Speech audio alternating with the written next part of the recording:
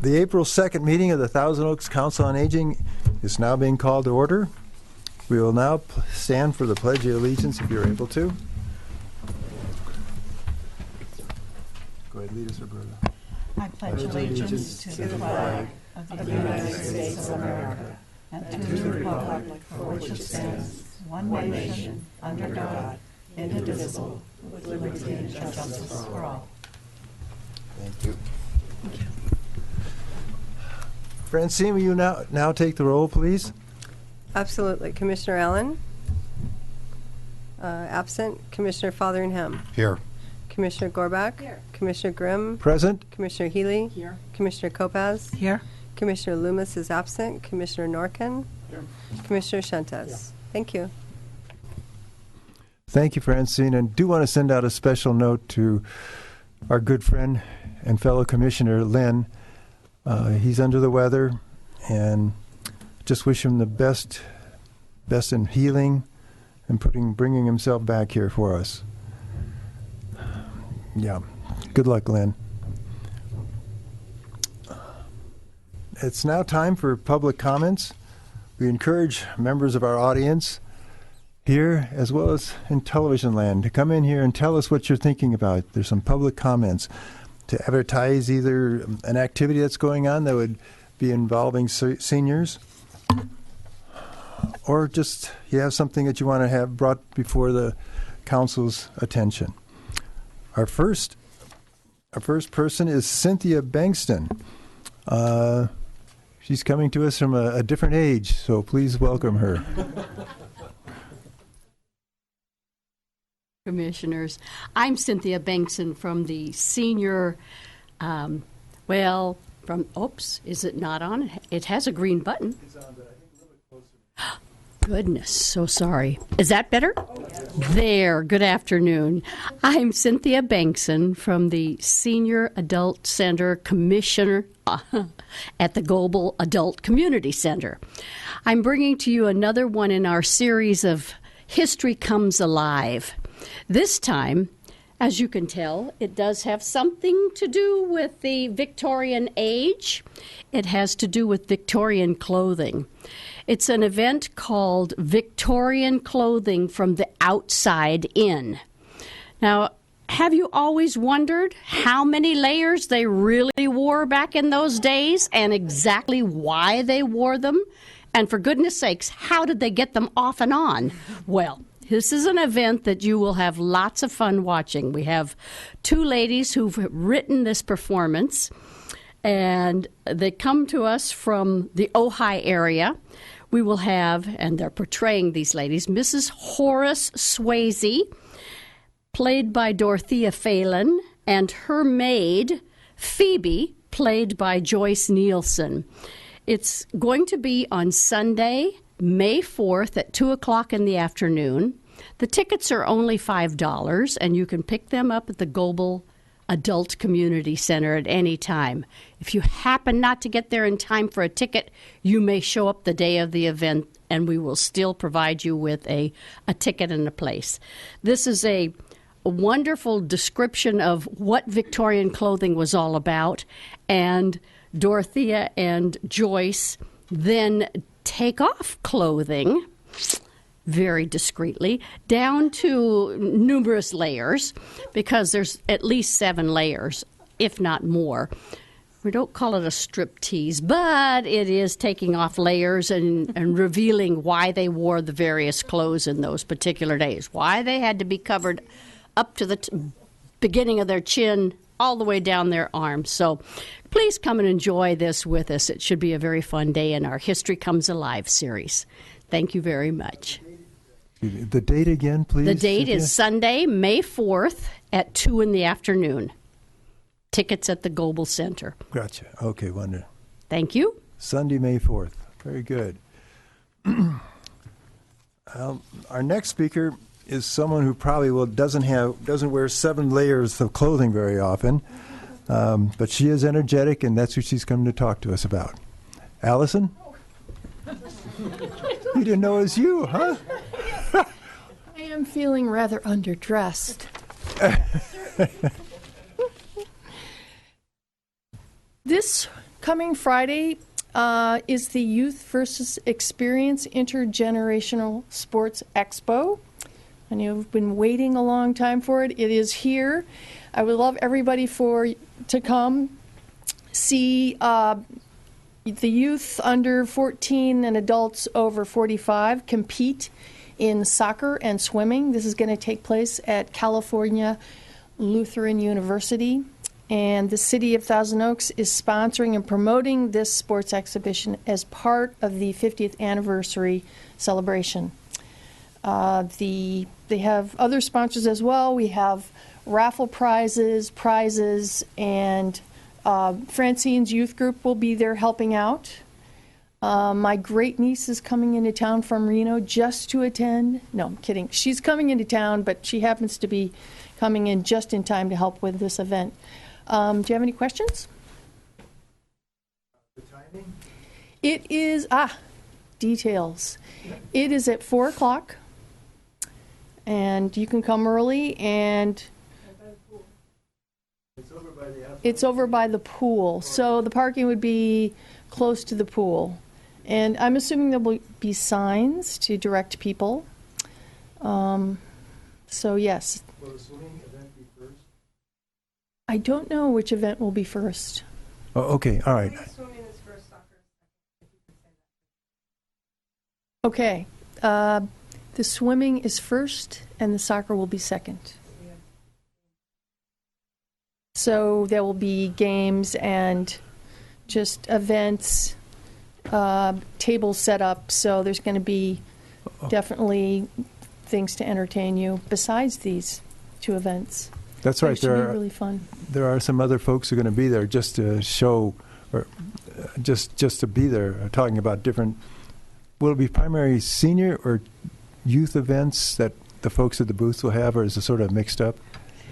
I think it's, because it's intergenerational, it's going to be mixed up, I'm Okay. sure. Yeah. Super. Okay? All right. Now, are you going to be one of the cheerleaders? Definitely. Okay. Yeah. I'll be there. Cheerleader with a camera. All right. Thank you. I guess that'll do it for public comments now. As part of our continuing effort to try to have folks become more familiar, as well as to learning the power of the TO website, we have Francine with us again, as she always is. Yeah, she always is. To walk through maybe another couple of aspects as to using the website and how it can benefit you. Francine, please. Thanks, Commissioner Grimm. So last night we had some really exciting meetings about the Vision 2064. And one of the things that we have done so that people that couldn't attend could actually provide input as well is we've put those topics on MindMixer. And we talked about MindMixer once before. It's on the homepage of the city's website, so www.toaks.org. And on the homepage, as you can see right here, there's all the top 8 topics, and you can scroll back and forth with the arrows. You can scroll back and forth with the arrows, and one of those is MindMixer. And if you click on the link right on that homepage, you can get to MindMixer and log in. And I've already logged in, but once you've created your account and logged in, you can see the topics in the 5 areas: the environmental area, infrastructure area, economy, municipal service, and civic and community. And the questions are, what are the things that you envision in these topics for the next 50 years for our city? So we encourage you to go online, to go to the city's website, get a MindMixer account. It's very simple. They only ask you just name, username, and password, and then go in and look at the topics, and then you can check out the activity and see what other people are doing. It's a pretty standard blog. So does anybody have any questions? I mean, you updated this pretty quickly from just last night's activities. I'd like to take credit for that, but I didn't. City manager's office did this. They created this so that it would be ready for us today. Really? Yes. Wow. Okay. Yeah, it was really quickly. It's very exciting. Yeah. You mentioned the program last night that I attended, the one at the library. There are 6 programs for Vision 2064 that the city council is putting on. I was at a meeting this morning. I would really urge people to come to go to the next one, which I believe is May 6th. And you can find the locations and the topics on the website. So we really did get to say what we wanted to say. We had input from seniors, regular people, seniors and middle people, and really young people. We had input across the board. So it's a good opportunity to get your thoughts out there. So next time is May 6th. Okay, and if you guys want more information on the meetings that are coming up, you can get to that by putting in toaks.org/2064. And on that page, you'll see all the subtopics and who's running the meetings and when the meetings are and the times and the locations. Thank you. No, thank you for being aware that they got it in there so quickly. That's great, because we may talk about that a little bit more later on, but right now that's great to see it's gone. But I think we will talk more about the importance of these types of meetings. But right now we'll go on to the liaison reports and start with the Conejo Senior and Volunteer Program. Patty? Good afternoon, Commissioners. The CSVP report.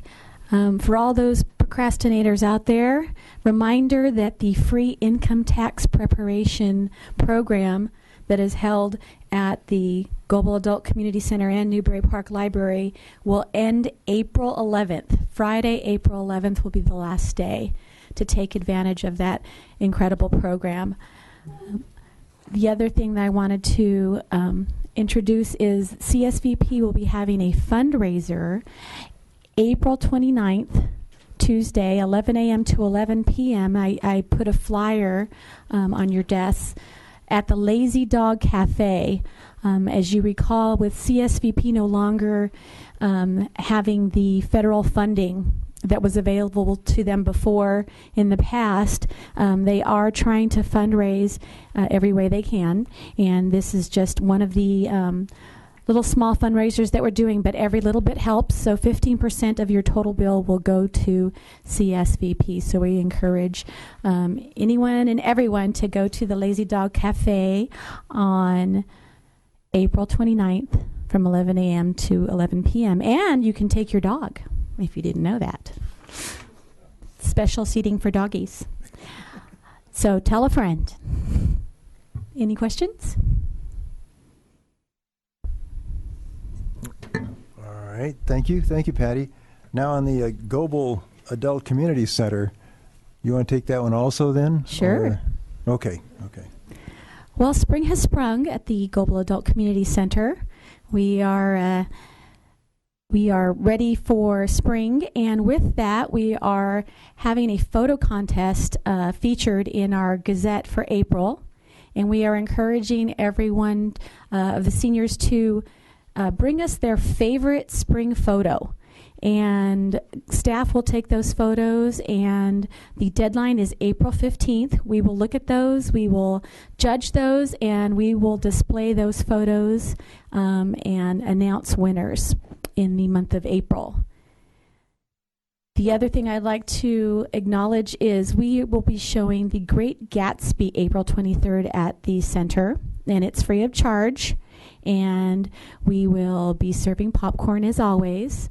And that film, as you know, stars Leonardo DiCaprio, and he will be a special guest at our showing on April 23rd. You say, how is Leo DiCaprio going to come to the Senior Center? He will be there, I tell you not. He may not be there how you think he's going to be there, but he will be there. So come and see. Oh, Patty, you're such a tease. I don't know. Very good. Well, thank you. Karen?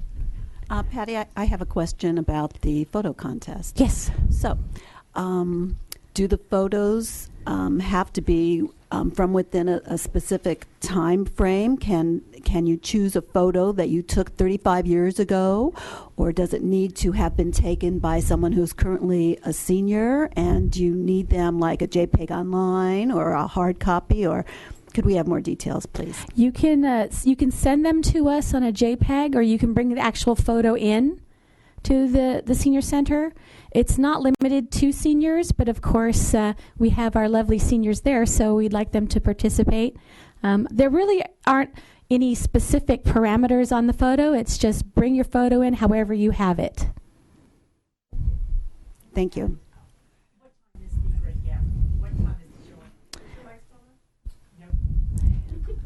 What time is the showing of The Great Gatsby? It is at 3:15, and I thank you for bringing that up, Nancy. I encourage everyone to go ahead and call for reservations, 805-381-2744, because our last month showing of Nebraska sold out, and we had a waiting list on that. So, and people showing up that day without reservation. So, with Leo making a special appearance, I think we might be full again in April. That's right. Thank you, Dave.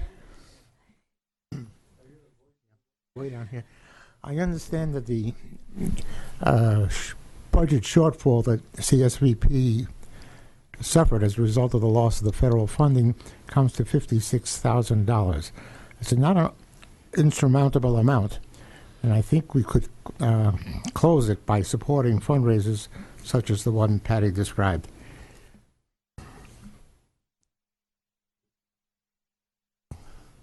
All right. I will move on to the next item, 7, Commission Reports, Senior of the Year. Karen, thank you. Thank you very much, Chair. I am delighted to be chairing this event this year for the 2013 Senior of the Year Award. The city of Thousand Oaks is very fortunate to have a large population of vibrant, active, dynamic seniors, and we are looking to the public to nominate one of them for the 2013 Senior of the Year Award. I have a statistic here indicating that seniors donate approximately 275,000 hours to groups and organizations throughout the city over the course of a year. And that's pretty amazing. So please go online at toaks.org/seniors. It's simple as pie to do. The nomination form is here. It's very easy. It's one page. And we ask the nominators to write one brief paragraph. So go ahead, nominate your favorite senior volunteer, and get that in before the deadline of April 16th. And we look forward to seeing you at the banquet at the Goebel Adult Center on Thursday, June 5th. Thank you very much. Yeah, this is a wonderful event highlighting a senior who's done some special work in our community, maybe above and beyond what the normal volunteer is doing. But it's just really wonderful to support the volunteers who have come to the fore in helping our community. See anything on the list? All right, we'll move on to item 8, Commissioner comments and special event announcing. I guess from my stamp, to start off, I would like to see here in the audience as well as on the dais who did go to one of the events, and would like to say something about what they saw last night at my English teacher I know is turning over when I say visioning, because she says, that's not, I know it's a gerund, but it's still. So if I attended one, Nick? How about visioneering? Does that work for you? Yes, I attended one, and it's quite well attended. There were still a few empty seats, so there's room for you next time if you have an inclination, and certainly if you can't get out. And I assume that's because you've broken a leg or something, that you can always go online and make whatever comments you have there and look at summaries of what's gone on in the past at each of these sessions. There are a number of sessions between now and October, and enough that you should be able to get to one session in every category if that's your inclination. So I enjoyed it. I look forward to seeing you next time. Bye-bye. Nick, do you think you go to the same one next time, or you go to a different one? I hope to get around a little bit, so I probably go to a different one next time. Anyone else? Yeah, Karen? Thank you. I was also at the education and senior program last night, and it was well attended, and there were people there of all ages. And I think I would commend the city for having an open meeting like this. They were all ears and making notes on flip charts. So between the city-held meetings that are coming up, as well as the website, I think there's ample room, there's ample space. The public is being invited to participate in what they feel the city should be moving toward in the next 50 years. Do it. Get involved. And I was very, very happy to go. And like Nick, I also hope to get around to some of the other meetings. Thank you. Anyone else? I already said. You've said enough? I think. I doubt it. No, I again urge people to go. It really was worth the time. It's very closely held, 6 o'clock, and we were out of there by 8 o'clock. So, Corky and I went to the one on municipal services, and I guess I was surprised at the willingness of so many of the managers of the different organizations, from fire to city to the analyst in the city manager's office. Oh, don't forget the good book. The library folks are there too. But I think it all came down to money in so many cases, as well as there's sort of like we saw in the SAMP teams. There becomes a point where you just want to cross-pollinate, because there's so many ways that the different functions are interlaced or interlocked. And I mean, the folks we were with were, of course, interested in how they're going to improve or plan upon, even not just for the next 50 years, but for the next 10, 20 years of ensuring that we have the same kind of quality of life that is available now. Joel Price chaired ours, and I was surprised at the amount of technology that is being incorporated. It's always behind the scenes, but the things they're doing, such as predictive policing. Have you heard that term? That's essentially where they've blocked, or they take statistics and essentially can, I won't say predict, but at least they would direct their manpower to certain areas that have a predilection towards crime. And it has been working. So it's something to consider. And I know there's not much building out of home developments anymore, so the money is going to be a concern. And it came back to an issue of, should TO have its own police and fire instead of contracting with the county? That's something that could be considered in the future too. But it was good to see the stimulation that some of these managers have for preparing for the future. I mean, you don't think of maybe a fire or the police thinking about the future very much, but the folks who are in charge are thinking about the future and how best to handle whatever growth we have. So, like the other folks up here on the dais, I certainly encourage you folks to get out there and speak.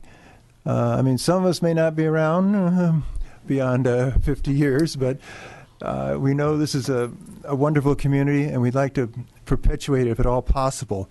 So do consider getting out there, or at least keep up on the information, and hopefully you'll be able to chime in at some point. All right. Any other comments? Anything else? Special events? I thought I had something else here too. I guess not. All right. Enough of my prattling. I'll let Roberta take over now. Thank you, Dave. Dr. Paul Doherty is a renowned eye surgeon who has helped pioneer many of today's most popular vision correction techniques. He maintains a practice in Westlake Village, and he serves as an instructor at UCLA's Jules Stein Institute and is a member of the editorial board of the Journal of Refractive Surgery. Graduating first in his class from UCLA Medical School, he completed his residency at the Jules Stein Institute and completed a fellowship at the Phillips Eye Institute in Minneapolis. He has performed nearly 25,000 laser procedures on patients from all over the world, including me, using his latest cutting-edge technologies. He has been published extensively and lectures worldwide at universities and ophthalmology conferences. In addition, he is the founder of the Andrew Dougherty Vision Foundation. It is our pleasure to introduce Dr. Paul Dougherty, who will speak today on the latest technologies of eye vision correction. Roberta and Council, thank you so much for having me. I'm really excited to be here because I get to talk about my passion, which is vision. Can we have the slides? And I'm a visual person, so I'm going to use the slides as kind of a cue to me to speak and also to show some of the technologies that I do treatments on. It's right here. So much for technology. I'm hitting forward and I'm not getting anything.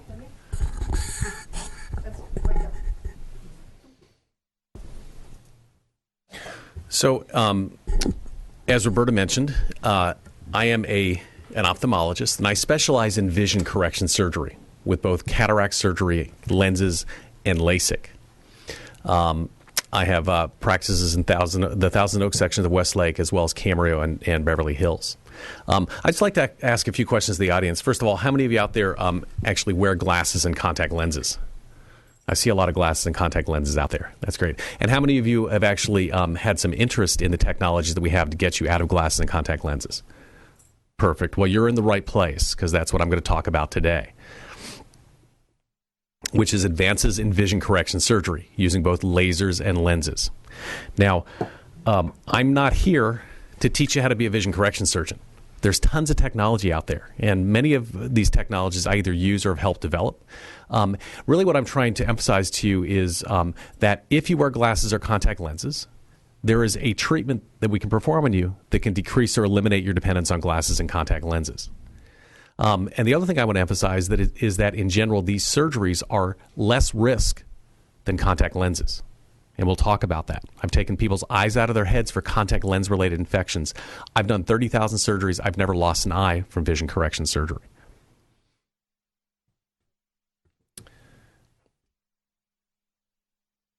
Now, I think it's important when you do go to visit a vision correction surgeon that they offer full-service vision correction technology. There's a lot of what they call LASIK centers or LASIK mills out there that's all they do. You go in to see them, you're going to get LASIK. And LASIK is a great procedure. I had it done 18 years ago. I see great from my LASIK. But there's a lot of newer technologies that patients are actually a better candidate for, including lens implants, sometimes done at the time of cataract surgery, sometimes not, and other lens implants that I'll talk about. We, of course, also do LASIK and near vision LASIK, as most refractive surgeons do.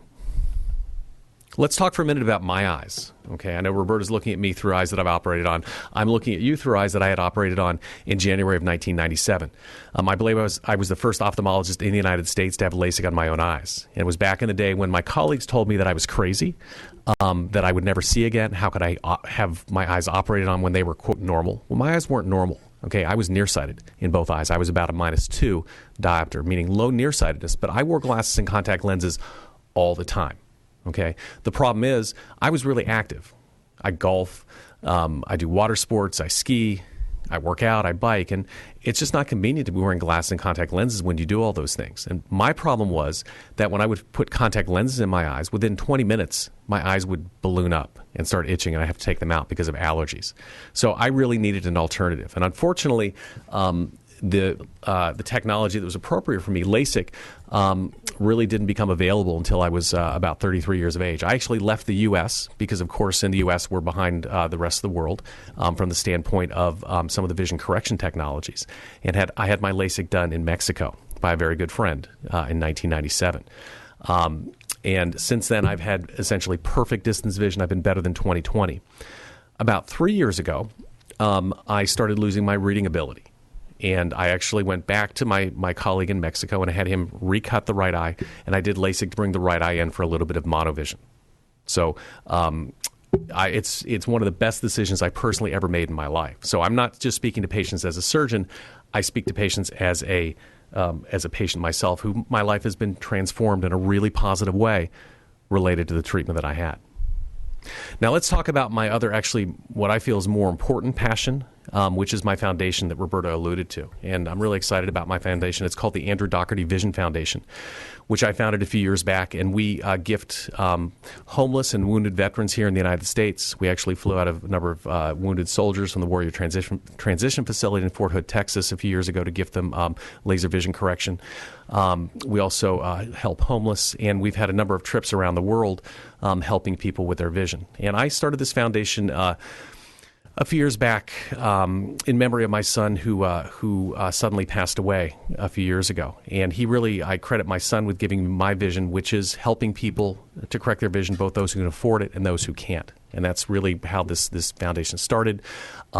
We are in the process of planning one and possibly two trips in the next year. One trip to Vietnam to help indigent patients there. And then I was just invited by the Prime Minister of Botswana to do a mission trip to Botswana, which we're hoping to get set up this year, which I'm very, very excited about.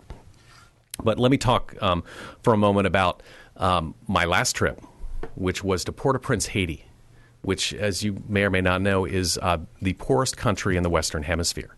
And not only were they the poorest country in the Western Hemisphere, but they had a devastating earthquake a few years ago.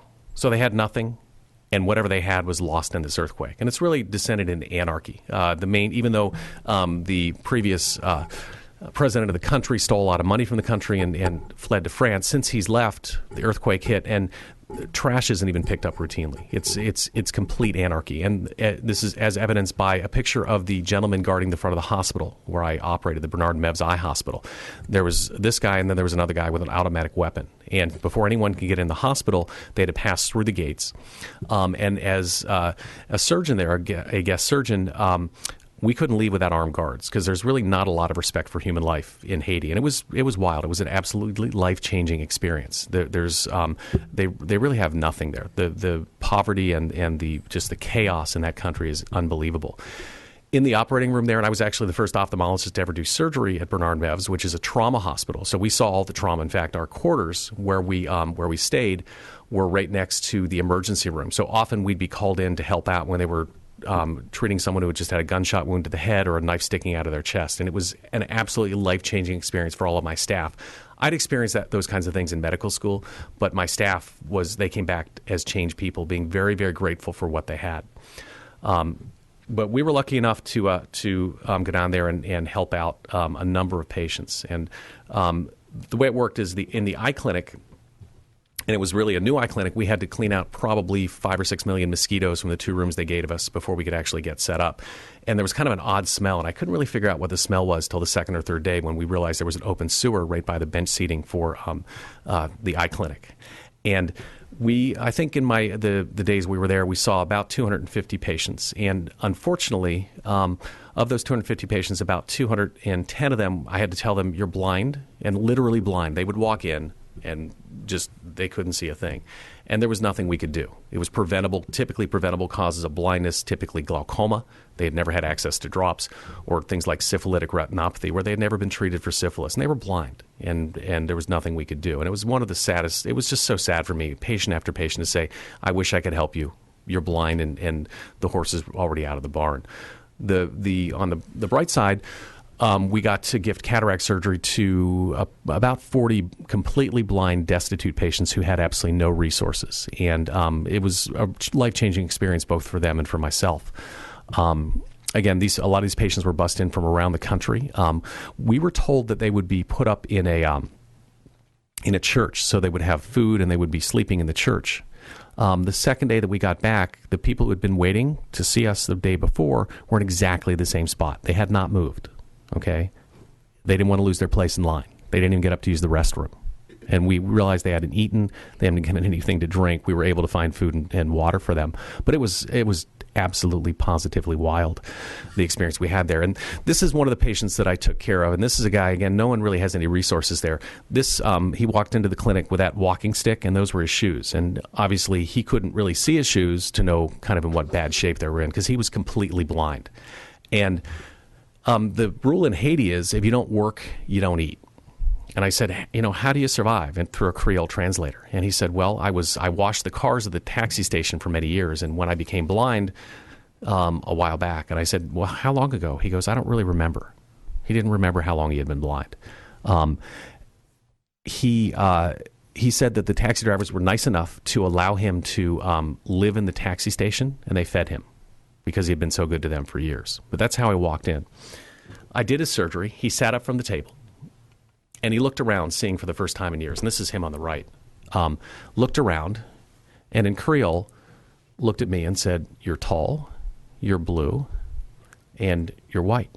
And the Creole interpreter said, and it's the first thing he had seen in years and years, he said, that's the doctor that just fixed your vision. And it was just a remarkable experience, a life-changing, goosebump-inducing experience. And this is him just a few minutes after surgery, seeing for the first time in years. And what I said to him was, what are you going to do now that you can see? He goes, go back to work, of course. That's all he wanted to do, was to be able to support himself. So it was an amazing experience, and we try and take at least one of these mission trips a year. And again, our next ones are to hopefully Vietnam and Botswana. There's another patient we saw in the clinic, and you see all kinds of wild things. This is a gentleman that had, this is sebaceous cell carcinoma that he had previously operated on. It had extended to his brain, and he wasn't going to make it. He was really there just for pain control. And we saw these things patient after patient after patient. So anytime I start to think, boy, I have things tough here in the U.S., I think back to my experience in Haiti. And it really makes me realize what great things we do have here in the United States and how nice our lives are. So let's move on and talk a little bit about what I do and educate you about what I do and how it works. And before we can do that, you really have to understand, why do people need glasses and contact lenses? Okay? And the reason people need glasses and contact lenses is because their eyes don't focus properly. It's called a refractive error. And there are four main types of refractive error. The most common one is nearsightedness, or myopia. There's farsightedness, or hyperopia. There's astigmatism, and there's presbyopia. And I'm going to talk about all four conditions. And just to emphasize, we can treat all four of these conditions. Before you can understand abnormal conditions, you have to understand the normal human eye. And this is a picture of an eye essentially cut in half. The front part of the eye, I don't know if it'll work here, but front part of the eye, the cornea, the clear window in the front, and the lens act like the lens of a camera to take out light from the outside and focus it into the back of the eye. The film in the back of the eye is called the retina. It's like the film of a camera. And that basically takes light impulses and translates it into electromagnetic energy and sends it to the brain through the optic nerve. And that's interpreted as vision. We don't really see with our eyes, we see with our brain. The eyes are simply the mechanism that allow light to be translated so the brain can see. Now, someone that doesn't wear glasses or contact lenses has a perfect relationship between how long the eye is and how curved the front part of the eye is. So light's brought into perfect focus on the retina without glasses or contact lenses. In nearsightedness, which affects about a third of the people in the U.S., which is the most common refractive error, there's essentially either too much power in the front of the eye or the eye's too long, so light is brought into focus in the front of the eye, or in the front of the retina, and you can't see without glasses. Someone who's nearsighted essentially can see up close. So if you take off your glasses right now and look around, if you can't see distance but you can see your hand, that means you're nearsighted. Farsighted patients, on the other hand, are just the opposite. Essentially, the front of the eye, the power is too little or the eye's too short, so light is focused into the behind the retina and it's seen as blurred. Now, when you're much younger, you can focus the natural lens, that's called accommodation, and bring things into focus. So what happens to farsighted patients is initially they lose their close-up vision, then they lose their medium range vision, computer vision, and then as they get older, they also lose their far vision. So farsightedness is really a poor term, because when farsighted patients come in to see me who are in their 50s and 60s, they'll say, Doc, you're telling me I'm farsighted, but I can't see distance either. Okay? And that's because patients continue to lose their accommodation. Astigmatism is also very common. Astigmatism can occur with nearsightedness, with farsightedness, or by itself. And essentially, a patient who has astigmatism has the front of their eye shaped like a football.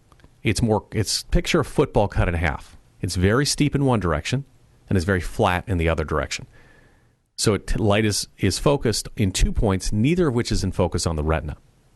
Someone who doesn't have astigmatism, the front of their eye is shaped like a basketball cut in half. It's the same curvature in each direction.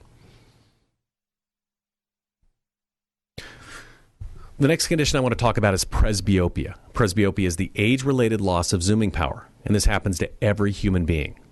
And essentially what happens is when you're younger, if you don't wear glasses, you can see distance, and the reason you can see near is you can zoom your lens so that you can see close up. Once you hit age 40 to 45, you lose that zooming ability. And again, it happens to everyone, and you have to start wearing reading glasses. Or if you're farsighted or nearsighted, you simply have to wear bifocals in order to see well. Now, I have patients tell me all the time, I've never had to wear glasses ever for anything, and they're still presbyopic. But the reason that some people will sometimes claim that is, A, they have natural monovision. One eye naturally set for distance, the other eye is naturally set for near. So if you cover their distance eye, they'll go, well, I can't see distance anymore. If you cover their reading eye, they say, well, I can't read anymore. Or somebody may have a low degree of nearsightedness, so low that they don't bother to get distance glasses, but because of that nearsightedness, they can still read. So that's the two reasons people will claim that they've never been presbyopic, but that's not true. Everybody becomes presbyopic. The term we say in refractive surgery is there are three certainties in life. There's death, there's taxes, and there's presbyopia. It happens to everybody. Okay?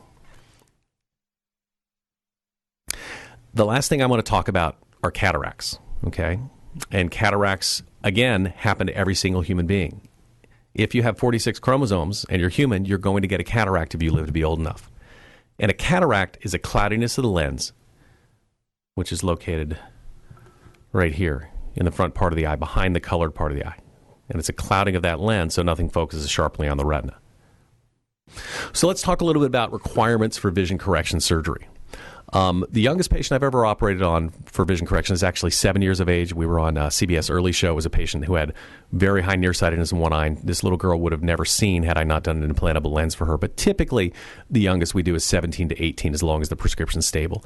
And the oldest I've operated on with laser vision correction is close to 100, typically after cataract surgery. Or you have to have blurred vision from a cataract. Now, obviously, to be a vision correction candidate, you have to need vision correction. You have to be nearsighted, farsighted, astigmatic, or have presbyopia. And you have to dislike your glasses or contact lenses. This is elective. You don't have to do it.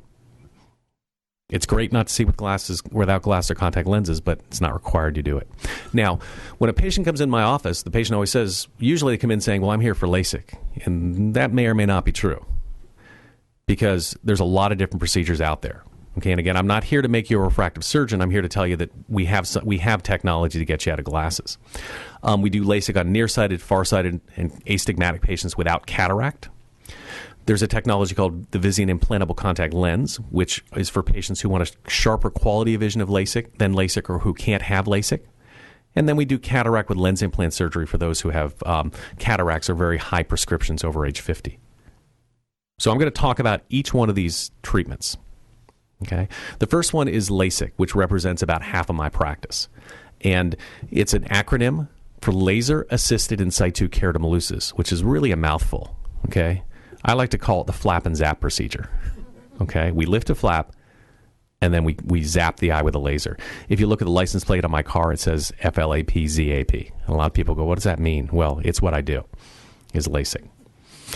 We lift a flap, and then we use a laser to resculpt the eye, much like grinding a pair of contact lenses on the front surface of the eye. So let's go into a little more detail. How does this work? Well, we use an instrument called a microkeratome. It's either a blade or a laser to make this little flap. It's like a natural contact lens that's created in the front surface of the cornea.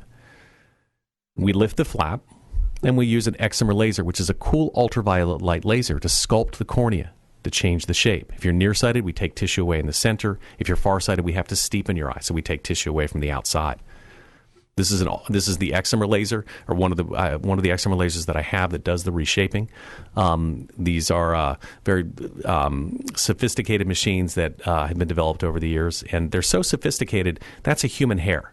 and that shows pulses of this laser on a human hair.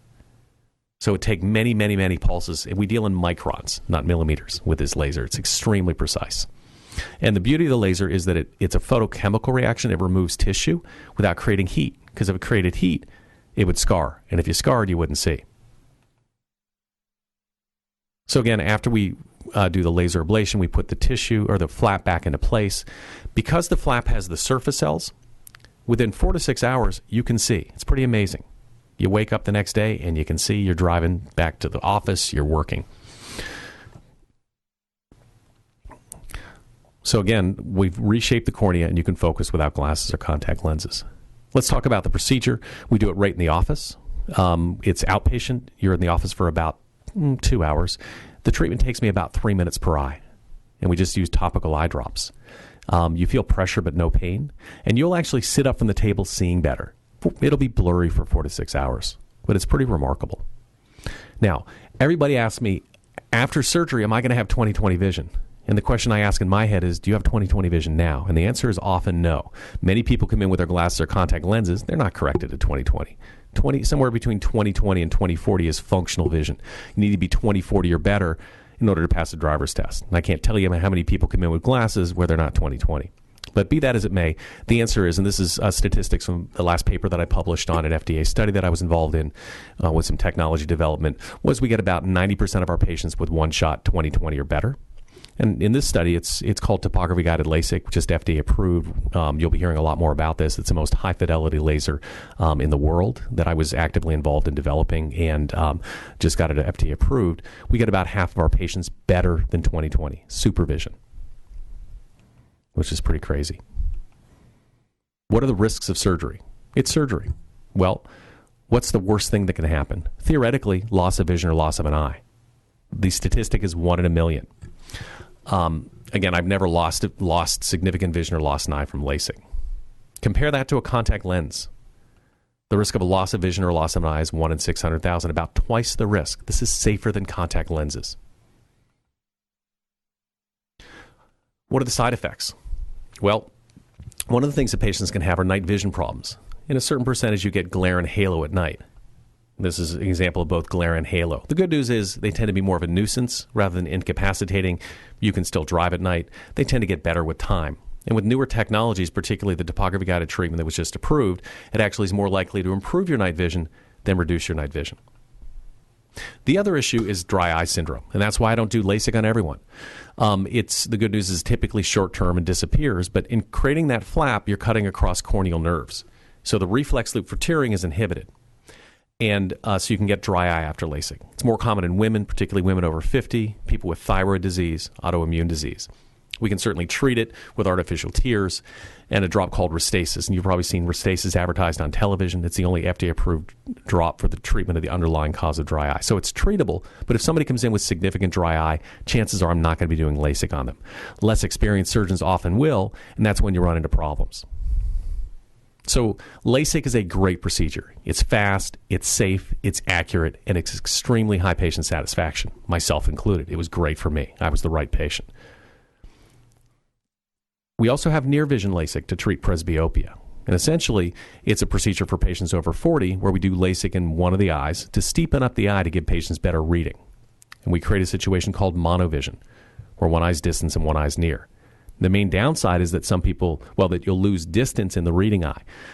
Most people can tolerate it just fine. We actually show it to you before you do it. As I say, try it before you buy it. We'll put you in glasses or a contact lens to show you monovision. In fact, Roberta, did I do monovision for you? I'm trying to remember. And I demonstrated beforehand just to make sure that you were going to like it. And do you wear glasses for anything now? No. Okay, that's the beauty of monovision, is you see both distance and near.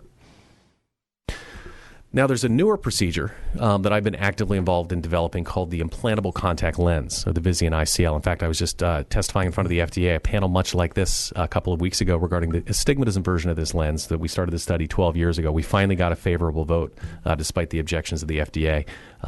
It was very interesting how it all worked out. It's a lens implant, okay? It's a contact lens that we put inside the eye. It's self-cleaning. You don't even know it's there. What I do is I put it between the colored part of the eye and the natural lens, and it sits right here. It's called the implantable contact lens. I put in more of these than anyone in the United States. I helped develop this technology as a principal investigator. I did the first bilateral surgery in the U.S., and we train the other surgeons around the U.S. in this technology. And it's a very exciting technology. I use it for people who want a higher quality vision with LASIK. LASIK gives you great vision, okay, but it's man-made vision.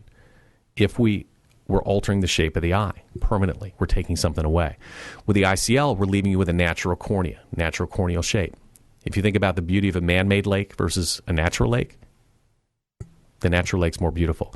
The vision with an ICL is a little crisper than it is with LASIK.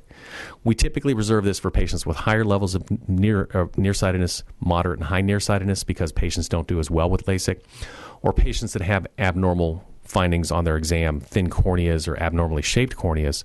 We tend to use this technology preferentially. There's a lot of advantages compared to LASIK. Again, it's better vision. Better quality vision. Let's talk about vision quality. And this simulates somebody has a very high level of nearsightedness. We can do LASIK on a patient like that, but if we do ICL, and they can see after the LASIK, but if we do ICL, they can really see. So high nearsighted patients really benefit from this technology. The other thing, it's reversible. You don't like it, we put it in, and for some reason you're having night vision issues, we'll take it out. In my 15-year career in doing ICLs, I've had one patient I've had to reverse the ICL for vision complaints. It was actually a very well-known actor, who I can't really mention the name, but she claimed that she was getting some glare on the set when she was filming. And even though she had perfect 20/15 vision, we removed the implantable contacts. She got back into her normal contacts and exactly the same vision. The other beauty is there's no dry eye with the ICL. We're not cutting across corneal nerves. You get better night vision because you maintain a normal shape. And the other thing is, it's like wearing a pair of sunglasses. You block ultraviolet light through the lens. So it's a great technology. And the way I've developed the technology is that the surgery for the patient is almost identical to LASIK. We do in the office. It takes about 4 to 5 minutes per eye. We use topical drops. We do both eyes the same day, and you sit up from the table seeing better. So the experience for the patient is identical to LASIK.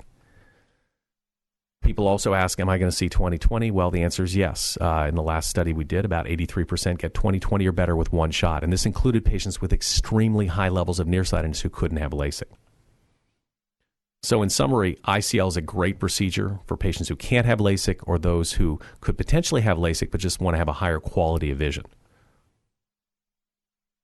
The last technology I want to talk about is cataract technology and cataract surgery, which is very germane in talking to the Council on Aging, because the reason you get cataracts primarily is birthdays. So if you don't want to get cataracts, stop having birthdays. And you all know what the alternative to that is. Okay, so what's a cataract? It's a clouding of the normally clear lens of the eye. Okay? That's a normal, healthy lens on the left. That's a cataractous lens on the right. Basically, it's with age, oxidation breaks down the proteins, and it makes it cloudy. So a clear lens focuses light. A cataractous lens or cloudy lens is like a dirty window pane. It spreads the light around and prevents you from seeing well and creates glare and halo. Now, there's a lot of misconceptions about what a cataract is. What it is not is a film over the eye. That's being mistaken for a pterygium, which is a little wing on the side of the eye that can grow over the eye. Cataract is not a pterygium. It's not caused by overusing the eyes. It's caused by aging primarily. It's not spread from one eye to the other like an infection. And it's most importantly not a cause of irreversible blindness. It is the leading cause of reversible blindness or treatable blindness in the world. It's one of the reasons I started my foundation, was to help address that issue around the world. So what are the symptoms of a cataract? You get painless blurring of vision that can be progressive. In fact, I have patients that come in that say, Doc, I don't feel like I can see quite as well as I could, and they're legally blind, but it's happened so slowly they don't realize how bad their vision is. I'll do their surgery and they'll say, I didn't realize my walls were white. I thought they were brown. And I'm like, no, the true color is white. You can get glare or light sensitivity, particularly when you're driving at night, one of the first symptoms. You can get what's called monocular diplopia, or doubling of vision in one eye. Often when you're reading, you have to turn the lights up higher. And you get a fading or yellowing of colors, as seen on the right. You don't have the true color perception. In fact, Pablo Picasso, as he developed his cataracts, you can see all of his paintings become progressively yellow and brown. So what causes cataracts? Again, numbers 1 through 10 is birthdays, aging. Okay, there are other things that cause cataracts at a younger age. Medical problems such as diabetes, someone who's been hit in the eye or an injury to the eye, medications to the eye like steroids, long-term unprotected exposure to sunlight. In fact, here in Southern California, I often see patients come in their 40s and 50s with cataracts because they spent their whole life outdoors without wearing sunglasses. I saw a patient in their mid-30s who went to tanning booths without wearing eye protection. He came in with cataracts. And, of course, previous eye surgery, not LASIK, but other types of eye surgery can cause cataracts. So how quickly do cataracts develop? And the answer is typically not overnight. It's a slow, progressive loss of vision. However, in non-age-related cataracts from diabetes or steroid use, it can develop very rapidly over a short period of time. And essentially, it varies from patient to patient. I'll tell a patient they have an early cataract. They'll say, "Doc, how long is it going to be till it gets ripe or gets worse?" And the answer is it varies from patient to patient. And it may be different between the two eyes. You may have one develop much quicker than the other. And let me just step back to a comment I just made about ripening of cataracts. That's an old concept. It used to be that cataract surgery was you'd have to open up the eye and remove the lens, and it was a major deal where you had to be in the hospital with sandbags, and it would take weeks and weeks to recover. So it used to be the cataract had to be ripe, meaning you couldn't see anything before surgeons would do surgery because of the more aggressive invasive surgery. Modern surgery, and as I'll show you, is a quick 3 to 5 minute procedure with vision recovering the next day in most cases. So we don't wait till the cataract's ripe. We wait until you start to have visual complaints. The other thing is people ask me is, "Doc, can I take some pills to help prevent cataracts?" And the answer is no. There's no pill that's going to melt away a cataract, just like there's no pill that's going to treat a broken leg. Okay, it's an anatomic issue. You can wear sunglasses and take multivitamins that may help prevent progression, but it's still going to happen. So how do we treat cataracts? Again, drops aren't going to treat cataracts. A pill's not going to treat cataracts. It's a surgical problem. Okay, just like a broken leg requires either surgery or casting to fix. If you're not bothered by the vision, you don't have to take a cataract out. It's elective surgery. The time to do cataract surgery is when your activities of daily living are being affected, when your vision's starting to blur and you're having difficulty driving at night, performing your job, reading, watching television, sewing, seeing faces. And it's really a decision between you and your ophthalmologist about when that surgery needs to be performed. Cataract surgery is an outpatient procedure. I do it both in my office for patients who aren't insured, as well as Specialty Surgery Center in Thousand Oaks for patients who are insured, under eye drop anesthesia without stitches. You can either have oral medication to relax you, or if you come to the surgery center, we'll have an anesthesiologist put an IV in, so you won't probably remember what we were doing. But it's really quick. It's 5 minutes. Minimal discomfort. You typically start seeing the next day. And we usually do eyes one eye at a time, 1 week between eyes. Although I'm one of the pioneers in the U.S. of doing same-day surgery. And the reason I'll do same-day surgery is the main risk of doing both eyes on the same day is infection. My risk of infection in an eye is 1 in 10,000. So my risk of a bilateral infection is 1 in about 100 million. You have a higher risk of dying in a car accident on the way back to a surgery center than you do of getting an infection in both eyes. And that's why I do both eyes on the same day. Although, unfortunately, insurance won't pay for that. I only do both eyes same day when someone's paying out of pocket. So the way we do surgery is we make a tiny little opening, about 3 millimeters, in the edge of the eye. And then we use an ultrasound to vacuum out the cloudy lens and basically vacuum it out through this little opening. We leave the capsular bag, the little membrane that held your natural lens, in order to hold the new lens. It's called an IOL, or intraocular lens, and it's placed right in there so you can see. You have to have an IOL to see. It used to be, with cataract surgery, before intraocular lenses were available, starting in the 1960s and 1970s, when you had cataract surgery, no lens would be put in. And they're what's called cataract glasses. Are these great, and you probably remember them from when you were younger, great big thick lenses to try and replace the refractive power of the natural lens. After we take out the cataract, we put in an IOL, or intraocular lens, to replace the cloudy lens, and it's customized to your eye, restoring the focusing power. So what can you expect from cataract surgery? Well, the good news is you can expect a lot. And most surgeries are performed, particularly in my hands, without complications and result in immediate improvement in vision. You will be on eye drops for typically 3 weeks to prevent infection and inflammation. And if you choose to have the basic lens, that doesn't really correct vision, expect to get an eyeglass prescription for distance and near unless you upgrade to one of our vision correction packages. Because again, we can correct your vision at the time of cataract surgery. One other thing that frequently happens after cataract surgery is clouding of the membrane behind the lens. Again, we have to leave that membrane to put the lens implant in. That'll frequently become cloudy. We'll use a simple laser in the office to clean that at 3 months to restore clear vision. So this is the most common elective surgery done in the U.S. There are about 1.4 million people a year that have cataract surgery, with well over 95% of patients having complication-free surgery with improved vision. The thing that I'll spend the most time talking to you about at the time of cataract surgery is your vision. Because again, I'm a vision correction surgeon. I'm not just a cataract surgeon. The way most cataract surgeons work is they do your surgery and say, here's your glasses. Okay? We offer vision correction at the time of cataract surgery. Now, if you want the basic lens, we call it the government issue lens or the Obamacare lens at the time of surgery. That's paid for by Medicare or your insurance. Okay? But you're still going to wear glasses. We have premium lenses that correct vision, wavefront lenses, toric lenses, presbyopic lenses, and I'm going to talk for just a minute about those lenses. So the basic lens is a single vision lens, the Obamacare lens, single vision lens that goes into the capsular bag, and it'll correct vision. We'll do our best to set you for distance, but it doesn't treat astigmatism. It doesn't treat what's called spherical aberration. So you're going to need glasses to see well after surgery. Let's talk about wavefront lenses. There is something in the eye called spherical aberration. It's a more subtle aberration, but it can affect your vision quality. We have newer lenses that actually will counter the spherical aberration to give you a better quality of vision. We call those wavefront lenses. And most of the premium lenses that correct vision are wavefront lenses. We have toric lenses that treat astigmatism. We talked about astigmatism being more curved in one direction and flatter in the other. Well, this lens is more curved in one direction. You can see the little dots that show where the astigmatism is being treated. And we put those in to correct astigmatism to get you out of glasses. And we have presbyopic lenses. These are lenses that can correct both distance and near vision at the same time. We have both the accommodative lenses and the multifocal lenses. The accommodative lenses, the one that I use primarily is the Softek HD. It's actually a lens that I helped develop.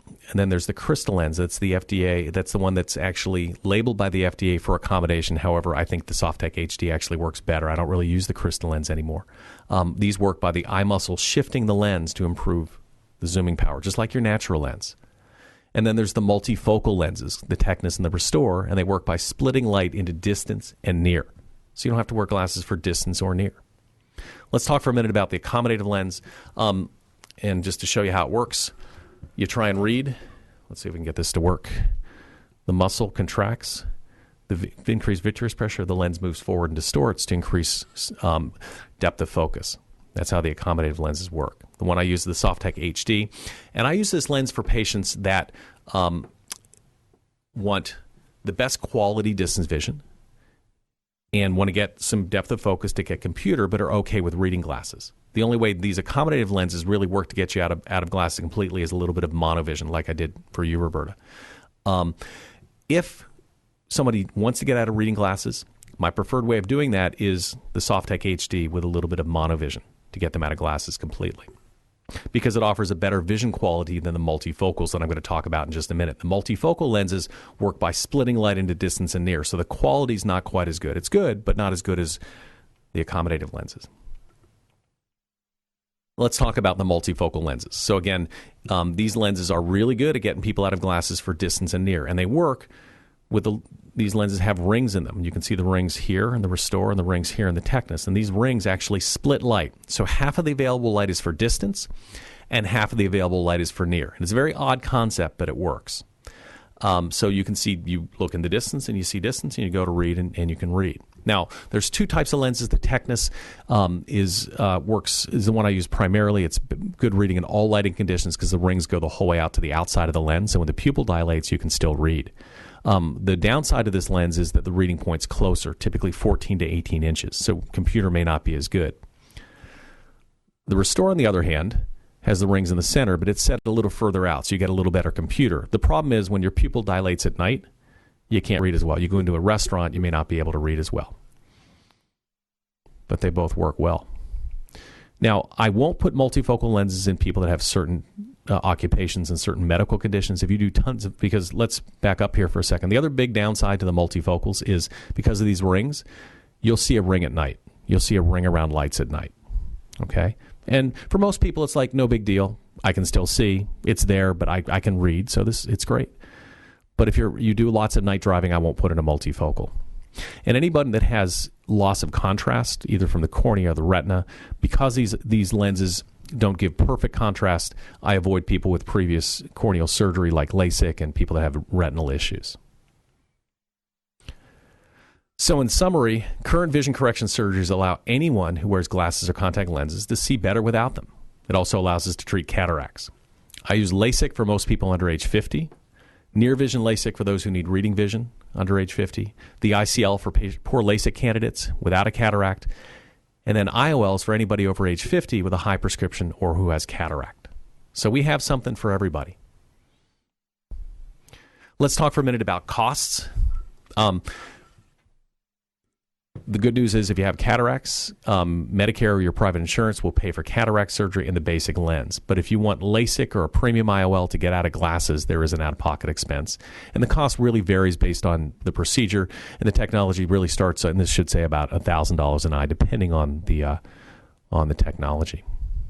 So with that, I'd like to thank all of you for having me, the Council on Aging, and Roberta Kopsak for inviting me here to speak about something that I'm truly passionate about. Thank you for your attention. Oh, thank you, Doctor. Thank you. Any questions? I'm glad you asked. I admire what work you've done overseas, to Haiti as an example, but I guess I'm wondering why you don't focus more on some of the American or United States. Is there something? That's a great question. I get that all the time, and I've tried. The problem is the social safety net here in the U.S. is pretty tight. I've worked for years at Thanksgiving Day. I'll go down with my crew to the Santa Monica Civic Arts auditorium where a free turkey dinner is provided for the homeless and the underprivileged. And we screen hundreds and hundreds and hundreds of patients to give them glasses and for eye disease and to offer them free surgery. And we rarely have somebody take us up on it. A, they're afraid. B, they're psychiatrically ill, and we offer to pick them up and bring them in. Yeah. Or C, they have insurance. Most Medi-Cal and Medicare, most people that are either underprivileged or have medical conditions have access to one of those two programs. So we have trouble recruiting patients. Actually, really interesting story. There was a patient. I was driving out of the Home Depot here in Thousand Oaks a couple of years ago, and she was standing there with a sign that said, "We'll trade piano lessons for food and blind in right eye." And I stopped and said, "Well, why are you blind in your right eye?" She goes, "Well, I was told I had a cataract." And she was not quite 65, so she didn't qualify for Medicare. But I can't afford to have it taken out. And she was homeless. So I was able to provide treatment for her. And we've worked with some of the social agencies. We just can't recruit patients. Wow. Yeah, and we work with homeless veterans, or not homeless, but wounded veterans to provide them LASIK. But it's elective; they don't have to have, they don't have to have it. And it's also hard because those patients are difficult because in the military they're usually screened for vision correction issues. If they're too bad, they don't get in. So once they're wounded, they may have changed or have small prescriptions. But we also work. It's called the Cataract Project here in the U.S., where people that are in need identify us and they bring us in. But in kind of an organized fashion, it's hard to recruit patients in large numbers to be able to help them. And I'm all about equal opportunity. There's a lot of resources in this country, and when you go to a place like Haiti or you go to a place like Beirut, Lebanon, there's no resources. These people are destitute. They have nothing else. And here in the U.S., there is a social safety net to a point. A lot of homeless people, people don't necessarily take advantage of it, but it's here. Do you carry over some of that equipment? Do you carry your equipment with you when you go overseas? We do. We bring, how we do it is we typically contact a local charity organization who helps us identify a local optometrist or ophthalmologist who identifies patients in need. We then identify either a surgery center or a hospital. For instance, we operated at a trauma hospital in Haiti, and it was the only it's the only time I've been in an operating room where there were mosquitoes and geckos in the operating room. I'd have to have the nurses slap my neck as I was operating because of the mosquitoes. We bring our own cataract machine. We have the lenses donated. We have a lot of the materials donated. And, of course, I donate my time, and all my staff donates their time. But it's pretty wild. And you just don't, until you're actually there, you don't understand the level of poverty. This guy was a pediatrician. He was a physician who worked in an outlying hospital in Haiti. Okay, he came in. He was blind from his cataracts. Couldn't do visual diagnosis. He had his nurse doing visual diagnosis. He was auscultating, listening to kids' hearts, and taking verbal history. And I said, "You don't have access to cataract surgery?" And he said, "Well, first of all, there's not an ophthalmologist at our hospital, and secondly, I don't have the money." I mean, literally, this guy's a pediatrician. There's so few resources in this country. It was unbelievable to me. Mm-hmm.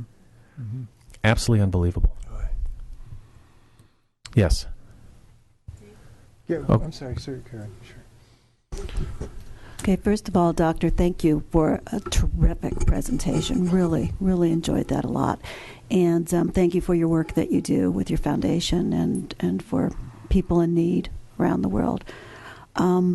Is there a sufficient supply of young people who want to go into ophthalmology?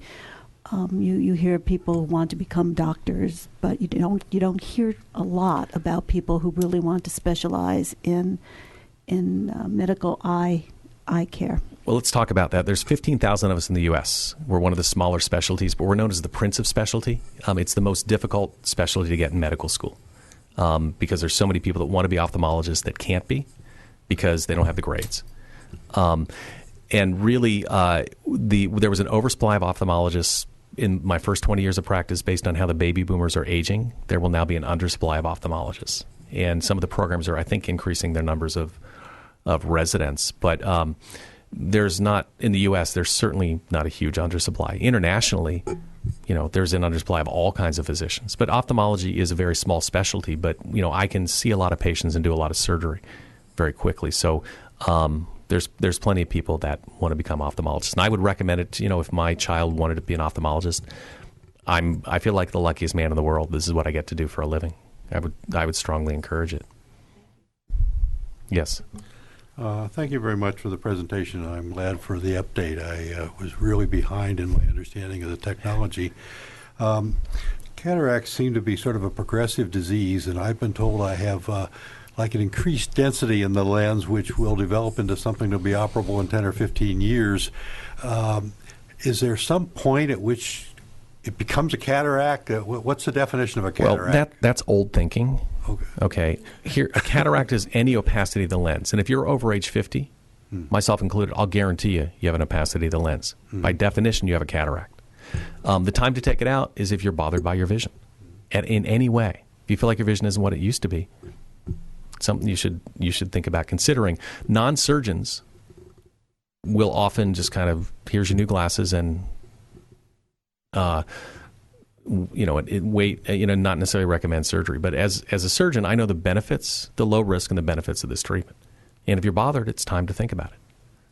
The follow-up question is, do cataracts recur? I mean, after this surgery in another 50 years, cataracts? Never. No, once they're gone, they're gone. You read it.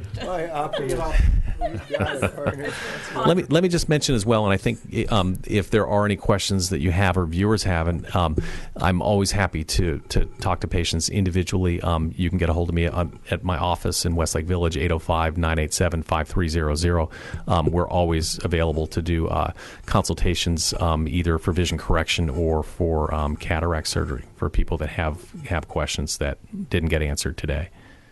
Yes. Thank you for coming today. It's really been informative, and I really appreciate you taking time from your busy practice. I do have a question, though. I know when I started looking for someone, turned out to be you, to take care of my eyes, I had a really difficult time until I found you. And that was by word of mouth. But what should people look for when they start to look for a doctor to trust their vision with? Well, that's a great question. Okay, there's so much marketing out there and misinformation. Yeah. I mean, if you start looking at some of the ads, you'll think that every single doctor who's advertising invented Air itself and invented LASIK itself.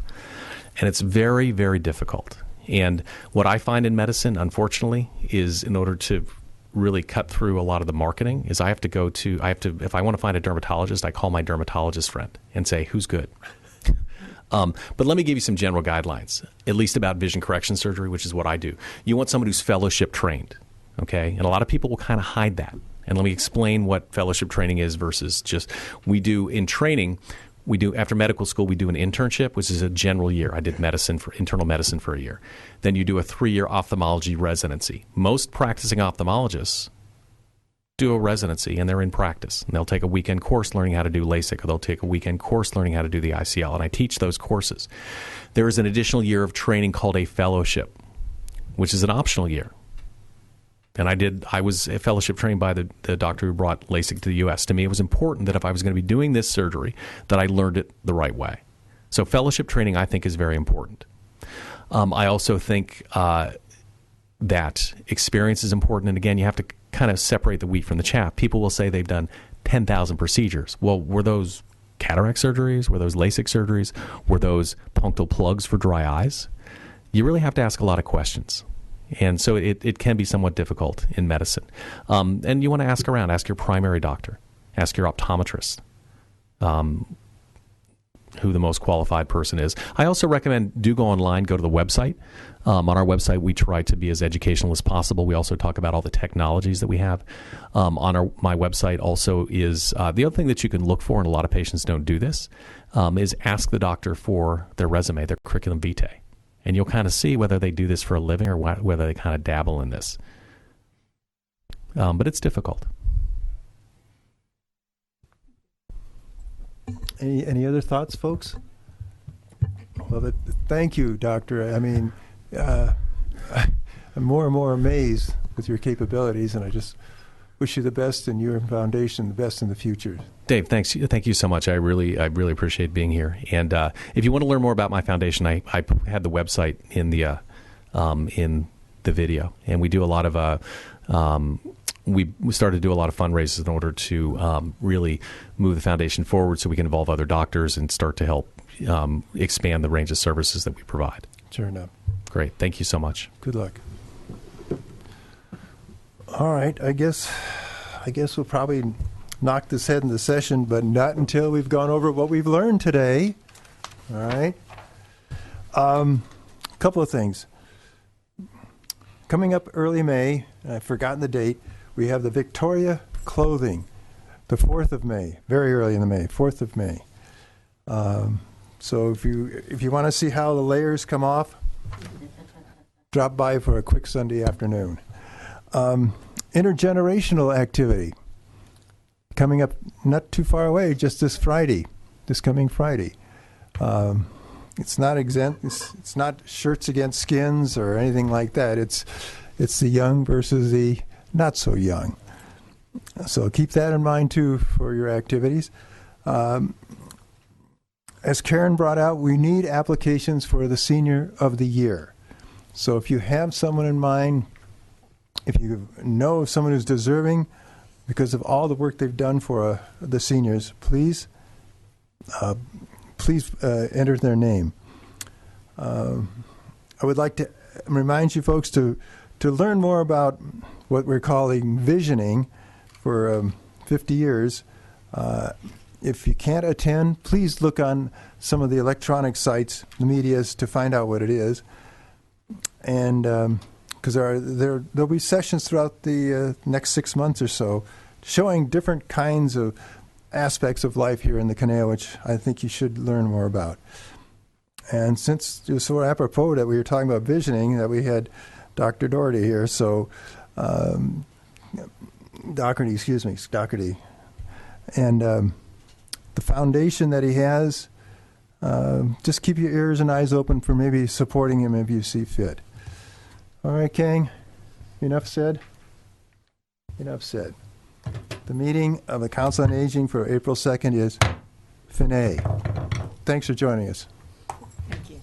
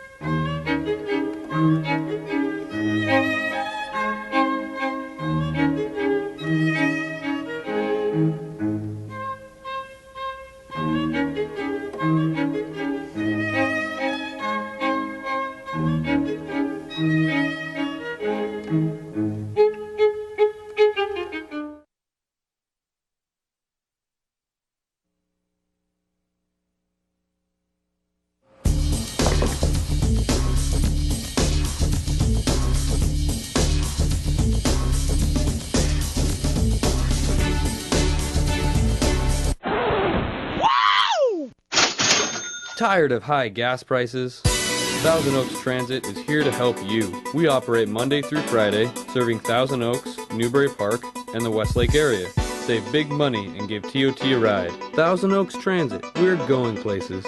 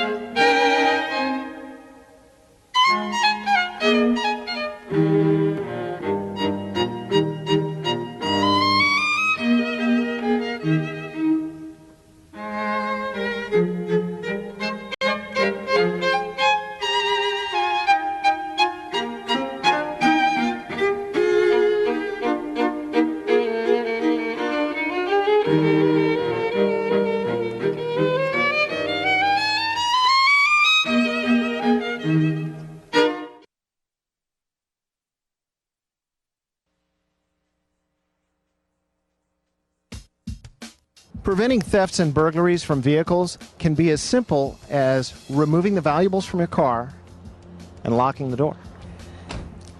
Thieves use a variety of methods to get into cars. First and foremost, they're going to target the cars that are left unlocked. Other methods they use might be a Slim Jim or some kind of pry tool. They may even use a rock or a brick from your yard. One method that you wouldn't have thought of is a simple porcelain chip like this.